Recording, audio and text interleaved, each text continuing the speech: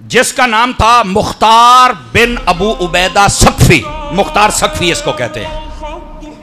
ये वो बंदा था जिसके घर में सबसे पहले हजरत इमाम मुस्लिम बिन अकील गए थे।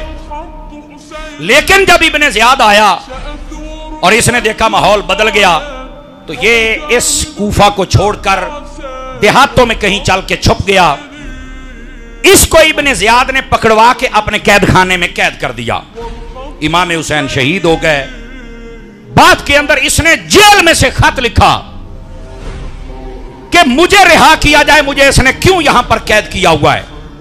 और इसने जब वहां से खत लिखा, वो यजीद के पास पहुंचा, तो उसने कहा कि ये तो कबीला बनु सकीफ का आदमी है, लिहाजा इनको छोड़ दिया जाए, और अगर नहीं छोड़ेंगे तो ये एक और तलखी हमारे सामने आ जाएगी, लड़ाई बन जाएगी।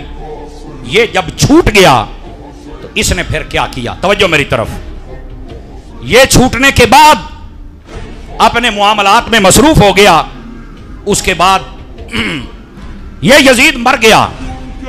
तवज्जो है हजरात आपकी। जब यजीद मर गया तो यजीद के मरने के बाद हजरत अब्दुल्ला बिन जुबैर की बयात की गई। हजरत अब्दुल्ला बिन जुबैर उधर मक्के मदीने में थे और इधर मुल्क के शाम के अंदर मरवान, उसने सर उठाया। फिर उसका बेटा अब्दुल मलिक वो आया। उसके दौर के अंदर ये बड़ी जल्दी में की, ये कोई ज्यादा लंबा चौड़ा अरसा नहीं था, ये चंद महीनों के अंदर ये सब कुछ हुआ ये कि ये जो मुख्तार था इसको कूफे का गवर्नर बना दिया गया। मुख्तार के ज़हन में वो सारी बातें थी, समझ आई ना। इसने अपना एक सिपाही जिसका नाम था अब्दुल्ला, उसको बुलाया, कहता फौज तैयार करो। उसने कहा क्या करना है? उसने कहा सबसे पहले जिन लोगों ने इमाम हुसैन को शहीद किया था, मैदान करबला में थे, उनकी लिस्ट तैयार करो, और लिस्ट तैयार करने के बाद उन सब के मकानों और घरों को गिरा के बर्बाद कर दिया जाए। क्योंकि जो हुसैन को आबाद नहीं रहने दे सके, हम भी उनको कभी आबाद नहीं रहने देंगे। तवज्जो है जी। ये मुख्तार सक़फ़ी, ये इसका इब्तदा है। इसकी भी इंतहा बड़ी बुरी हुई थी, ये भी सुन लीजिए। लेकिन इब्तदा क्या है? मेरा रब है ना, वो जिसके जरिए से काम करवा ले। अब हुआ क्या, मुख्तार ने ये हुक्म जारी कर दिया, फौज तैयार हो गई, और उसने पूरे कूफे में से एक एक बंदे को ढूंढ निकाला और उनके घरों को मार गिराया। और घरों को भी यूं गिराता था कि उनके बीवी बच्चे सामने खड़े करके फिर घर गिराता था, और वो रोते पीटते थे कि यह क्या हो रहा है।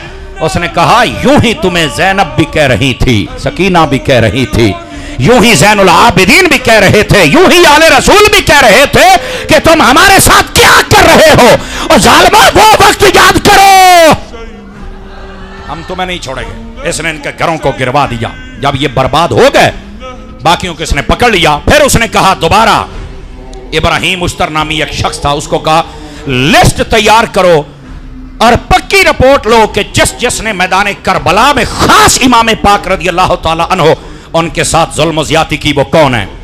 उसने ना तकरीबन 30 के करीब नाम तैयार किए, 30 के करीब पक्की रिपोर्ट। उसमें क्या थी?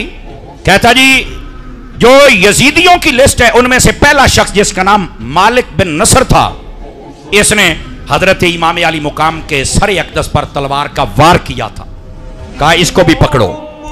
दूसरा हरमला बिन कामिल, ये वो है जिसने शहजादा अली असगर रज़ी अल्लाह तआला को पानी देने के बजाय तीर मारा था, कहा इसको भी पकड़ो। हकीम बिन तुफैल, ये वो है जिसने इमाम अली मुकाम की पेशानी पर नेजा मारा था, कहा इसको भी पकड़ो। चौथा बंदा खौली बिन यजीद, ये वो मलऊन है जिसने इमाम अली मुकाम के सर अक़दस को नेज़े पर चढ़ाया, कहा इसको भी पकड़ो।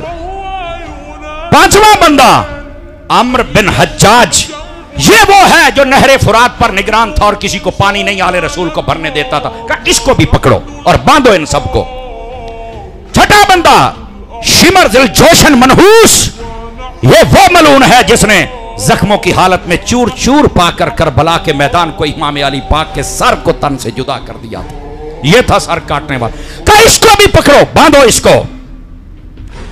और सातवां बंदा इब्ने सुलैम कल्बी, ये वो मलून है जिसने शहादत के बाद आपकी हाथ में पहनी हुई अंगूठी उतारी, उतर नहीं रही थी, उंगली काट दी इस बदमाश ने, अस्तगफिरुल्लाह, कहा इसको भी पकड़ो, बांधो इसको, उसको भी पकड़ लिया गया।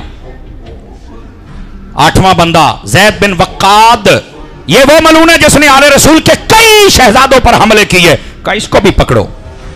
आमिर बिन सभी ये वो था जो बढ़ चढ़ कर हमला करता था तो सिर्फ आले रसूल पे करता था, पर भाई इसको भी पकड़ो।